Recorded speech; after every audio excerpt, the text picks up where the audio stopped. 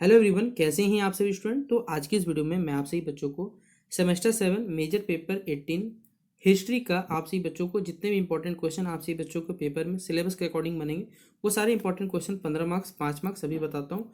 कौन से most important question है जो आपके सिलेबस के अकॉर्डिंग पूछेंगे वो सभी बातें इस वीडियो में बताऊँगा। आप बस वीडियो को लास्ट देखिए, पसंद आए तो ही आपको वीडियो को लाइक करना है। अगर आप हमारे चैनल पर पहली बार अगर आए, क्योंकि 22-26 सेशन के स्टूडेंट हैं, तो आप सभी बच्चों को हमने 2022 के स्टार्टिंग से पढ़ाया।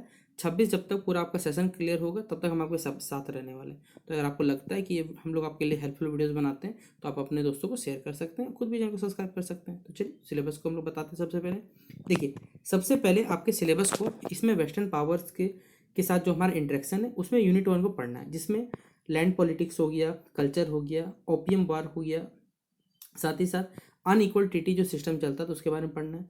फिर बहुत सारे ट्रीटी पोर्ट्स देखते थे, उनका ओपनिंग हो गया। वेस्टर्न पावर्स के यानी पश्चिमी जो पावर था, पश्चिमी जो शक्ति था, उसका एक्सपेंशन हो गया। ओपन डोर पॉलिसी, ये सभी के सभी चीज़ यूनिट 1 में interaction with the western power, ये जो यूनिट है इसमें टॉपिक में पढ़ना है।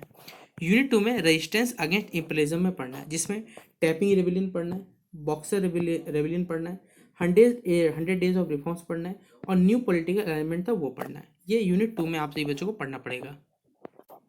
फिर है अगला हमारे पास है unit 3, the emergence of new China. ठीक है, द स्टेट रेवोल्यूशन ऑफ 1911, मतलब 1911 का जो स्टेट रेवोल्यूशन था वो पढ़ना है। इसके क्या कारण थे और इसके क्या इफेक्ट हुए, ये सभी चीज़ें पढ़ना है। फिर सुनियात सेन और उसका कंट्रीब्यूशन क्या था ये पढ़ना है। फिर द कू मेतांग के बारे में पढ़ना है। और फिर है द एन ऑफ युआन सी काय मे 4 रेवोल्यूशन 1919 आपको पढ़ना पड़ेगा। तो ये यूनिट 3 का आपका टॉपिक है। यूनिट 4 में टुवार्ड्स कम्युनिज्म के बारे में पढ़ना है, जो कि 1925 से 1949 की घटना पढ़ना पड़ेगा, जिसमें rise of communist party and KMT के बारे में पढ़ना है। Chiyaan Kai Shek and KMT के बारे में पढ़ना है। Second Sino Japanese war and success of communist revolution 1937 से 49। फिर मोजेडोंग और सीपीसी पार्टी के बारे में पढ़ना है, और establishment of communist state and it's challenges पढ़ना है। तो टोटल 4 यूनिट से आपको मिला के आपके जो मेजर पेपर 18 हिस्ट्री का सिलेबस को यूनिवर्सिटी ने बेसिकली बनाया। अब इस सिलेबस के अकॉर्डिंग चलिए जो भी सवाल बन सकते हैं पेपर में, आइए उनको डिस्कस करते हैं। ठीक है, देखिए पहला सवाल मोस्ट इंपॉर्टेंट क्वेश्चन यूनिट 1 से। एक एक क्वेश्चन को समझा भी दे रहा हूँ, आप सही बच्चों को क्या करना है, ये सारे के सारे आपको जो आंसर है मैं आपको बता दे रहा हूँ। आप एआई का इस्तेमाल कर सकते हैं। अब एआई में आप जिस भी एआई का, open AI, chat GPT, Google Gemini, जो भी आपको लगता है आपके लिए फ्री ऑफ कॉस्ट है, आप उनके थ्रू इन सब आंसर्स को ढूंढ सकते हो। ठीक है, क्योंकि आप सही बच्चों को मैं बता देना चाहूँगा पहले कि आपको इन वीडियोज़ के सिर्फ क्वेश्चन मिलेंगे, आंसर इस बार नहीं मिल पाएगा क्योंकि कुछ दिक्कत आ चुका है, जिस वजह से आपको सिर्फ मैं इंपॉर्टेंट क्वेश्चन बता दे रहा हूँ। आप एआई की सहायता से या गूगल में आप जाइए, क्वेश्चन पेपर मतलब क्वेश्चन डाल दीजिएगा और उसको लिख दीजिएगा कि आपको 1500 वर्ड में आंसर चाहिए, वो खुद ब खुद आप 1500 2000 वर्ड में, क्योंकि 15 नंबर का जो क्वेश्चन होगा वो 3000 लगभग, माफ करिए 3000 बोल रहा हूँ, 3 पेजेस के अकॉर्डिंग लगभग 1500 से 2000 वर्ड के बीच में आ जाता है। ठीक है, लगभग, क्योंकि डिपेंड करता है वर्ड्स क्या लिखा रहा है। ठीक है, तो इस वजह से आपसे बच्चे उनको आंसर ढूंढ सकते हैं। तो पहला यूनिट 1 में interaction with the western power से जो सवाल है, चीन में जो पश्चिमी शक्ति के आगमन और उनके प्रभावों की व्याख्या करें। यानी चीन में देखिए जो वेस्टर्न पावर्स का आगमन हुआ था, क्योंकि आपको मालूम होगा, अगर आपने इतिहास पढ़ा होगा तो आपको मालूम होगा कि चीन को बर्बाद करने में जो ओपियम है, मतलब जो हम लोग जिसे गांजा कहा जाता है शुद्ध भाषा में कहा जाए, उसके इस्तेमाल से वहाँ के लोगों को, वहाँ की सभ्यता को डिस्ट्रॉय किया गया था। ठीक है, इसलिए लोग, वहाँ के लोग जो रहते हैं वो वेस्टर्न पावर चिड़े हुए रहते हैं। इसलिए चीन में पश्चिमी शक्तियों के आगमन और उनके प्रभाव की व्याख्या करें।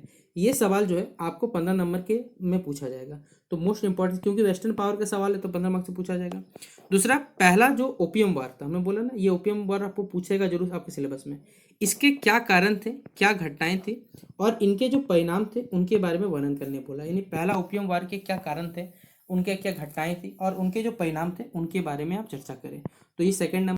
तो ट्रीटी ऑफ नैंकिंग और जो असमान संधि प्रणाली, अनइक्वल ट्रीटी सिस्टम, इनकी व्याख्या करनी। देखिए ये दोनों सवाल में पूछा जा सकता है, ट्रीटी ऑफ नैंकिंग या अनइक्वल ट्रीटी सिस्टम के बारे में बताएं। तो ये सवाल 5 नंबर के नजर से पूछा जा सकता है। दूसरा सवाल है, चीन में जो ट्रीटी पोर्ट्स के खुलने के कारण और उनके जो प्रभाव थे उनका वर्णन करने पूछा जा सकता है आपको। ये सबसे ज़्यादा इंपॉर्टेंट सवाल इस टॉपिक से हो सकता है कि चीन में पश्चिमी जो शक्तियाँ थी उनके विस्तार और ओपन डोर पॉलिसी की व्याख्या करें। ये सवाल 2 पार्ट में पूछा जा सकता है कि चीन में पश्चिमी शक्तियों के जो विस्तार है उसको विस्तार पूर्वक बताइए, या फिर चीन में जो ओपन डोर पॉलिसी थी उसकी व्याख्या करें। तो कई तरीके से इन सवालों को 5 नंबर के नज़रिए से और 15 नंबर के नज़रिए से दोनों क्रम में पूछा जा सकता है। तो इंपॉर्टेंट सवाल में से रखिएगा। अगला यूनिट 2 में रेजिस्टेंस अगेंस्ट इम्पीरियलिज्म है। तो इसमें आपको सिलेबस में दिया हुआ है कि टैपिंग रिबेलियन, तो सिलेबस में दिया हुआ तो पूछेगा जरूर इसमें कि टैपिंग रिबेलियन के क्या कारण है, घटनाएं और उसके जो परिणाम थे, इनके जो रिजल्ट्स थे उनके बारे में व्याख्या करें। तो मोस्ट इंपॉर्टेंट सवाल में इसको डालिएगा। दूसरा बॉक्सर रिबेलियन, ये भी सवाल आएगा जरूर पेपर में कि एक रिबेलियन का सवाल तो आएगा ही आएगा, चाहे टैपिंग रिबेलियन है चाहे बॉक्सर रिबेलियन है। तो बॉक्सर रिबेलियन के क्या कारण थे और उनके जो प्रभाव थे उनका वर्णन करने बोला जाएगा। तो ये सवाल भी आपसे बच्चों को 15 नंबर के नज़रिए से इंपॉर्टेंट है। दूसरा 100 डेज रिफॉर्म 1898 का, इसका उद्देश्य क्या था और इसकी असफलता के कारणों की चर्चा करने पूछा जा सकता है कि 100 दिन का जो रिफॉर्म था 1898 का, इसका क्या उद्देश्य था और साथ ही साथ इसकी असफलता के क्या कारण बने थे, उन पर चर्चा करेंगे। फिर है अगला क्वेश्चन है कि चीन के साम्राज्यवाद के विरुद्ध जो प्रतिरोध आंदोलन था उनका वर्णन करने पूछा गया आपसे बच्चों को। पांचवा क्वेश्चन था कि चीन में देखिए जो नए राजनीतिक गठबंधन, न्यू पॉलिटिकल अलाइनमेंट था, उनके उदय की व्याख्या करें। तो इस सवाल को भी इंपॉर्टेंट रखिएगा आप लोग।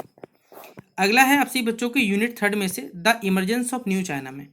तो जाइन हाई रेवोल्यूशन के क्या कारण थे और उनके जो परिणाम है उनकी व्याख्या करें। ये पहला से मतलब पहला जो क्वेश्चन इंपॉर्टेंट यूनिट 3 का, ये वाला सवाल को मोस्ट इंपॉर्टेंट रखिए। सुन यात सेन वाला आपसे पूछा जाता है हमेशा अक्सर पेपर में कि सुन यात सेन के जीवन और उनके योगदानों का वर्णन करें। दूसरा कुमतांग की स्थापना और उनकी भूमिका वर्णन करें। देखिए एक ये सवाल, एक ये सवाल सबसे इंपॉर्टेंट जीवनी के रूप में कहा जा सकते हैं या फिर इंपॉर्टेंट सवालों में इस टॉपिक से इसको रखिएगा। एक सवाल इन दोनों टॉपिक में से किसी एक टॉपिक में आपसे बच्चों से पूछा जाएगा। अगला है युवान सिखाई के शासन और उनके जो अंत था उनके बारे में व्याख्या करने बोला गया, क्वेश्चन नंबर 4 में हमारे पास यूनिट 3 का। तो ये भी इंपॉर्टेंट है। दूसरा मे 4th मूवमेंट 1919 जो था, इसके क्या कारण थे और इसका जो महत्व है उसके बारे में चर्चा करने बोला गया है। तो ये भी इंपॉर्टेंट रखिएगा, यानी इस टॉपिक से अगर रखोगे तो देखिए ये सवाल इंपॉर्टेंट है क्योंकि एक रेवोल्यूशन का सवाल जरूर पेपर पूछा जाएगा। ठीक है, इन दोनों में से कोई एक हो सकता है आपसे पूछा जाए। यहाँ पर ये शायद इंपॉर्टेंट मुझे नहीं लग रहा, लेकिन मे 4th का जो मूवमेंट है ये 5 मार्क्स के लिए आपको यहाँ पर पेपर में सवाल पूछ दिया जाएगा। ठीक है, अगला यूनिट 4 में टुवार्ड्स कम्युनिज्म के बारे में, क्योंकि मालूम है कि वहाँ चीन में जो सरकार है वो कम्युनिस्ट पार्टी है, जो सीपीसी पार्टी है यानी चाइनीज कम्युनिस्ट पार्टी है। इसका जो उदय है और इसका जो कह सकते हैं इसके उदय के बारे में व्याख्या करने बोला गया है। तो पहला ही सवाल इंपॉर्टेंट है कि चीन में जो चाइनीज कम्युनिस्ट पार्टी जो सीपीसी पार्टी है उसके उदय की व्याख्या करी, और ये भी इंपॉर्टेंट सवाल है, इंपॉर्टेंट सवाल को टिक कर लीजिएगा। दूसरा जियांग काईशिक और जो कुमतांग है उनकी भूमिका का वर्णन करें कि चीन के निर्माण में इनका जो भूमिका है उसके बारे में चर्चा करने पूछा सकता है। तो क्वेश्चन नंबर 2 वाला भी इंपॉर्टेंट सवाल रखिएगा। तीसरा नंबर है माओ जेडोंग, ये आपको सवाल पूछा जाएगा। इस सवाल को भी मोस्ट वीवीआई सवाल के लिस्ट में डालिए। देखिए यहाँ पर सभी अगर आप सिलेबस देखोगे ना तो सिलेबस में मोस्टली चाइना के बारे में, क्योंकि चाइना से रिलेटेड सवाल आपको पूछना है, तो यहाँ पर चाइना जापान के बारे में सवाल है तो ये आएगा जरूर। माओ जेडोंग के नेतृत्व और उनके योगदानों को वर्णन करें। फिर चौथा क्वेश्चन है सेकेंड जो सीनो जापानीज वार था, ठीक है, 1937 से लेकर 1935 में ये युद्ध चला था, इसके क्या कारण थे यानी क्या कॉजेज थे और इसके प्रभावों की व्याख्या करनी भूला जाएगा। तो ये सवाल भी आपके बच्चों को 15 नंबर के नजरिए से इंपॉर्टेंट है। तो ये था आपसी बच्चों का सारा इंपॉर्टेंट क्वेश्चन, चारों यूनिट का सिलेबस भी हमने आपसी बच्चों को समझा दिया, आपका क्वेश्चन पेपर भी आपको इंपॉर्टेंट क्वेश्चन बता दिया और कैसे आपसे बच्चे आंसर प्राप्त कर सकते हैं, ये सभी जानकारी हमने आपको दे दी है। तो अगर आपको लगता है कि ये वीडियो आपके लिए हेल्पफुल है तो आप इस वीडियो को अपने सभी दोस्तों का शेयर जरूर कर दीजिएगा। बाकी वीडियो कैसा लगा कमेंट बॉक्स में जरूर बताइएगा। मिलते हैं नेक्स्ट वीडियो पे, तब तक के लिए जय हिंद और जय भारत।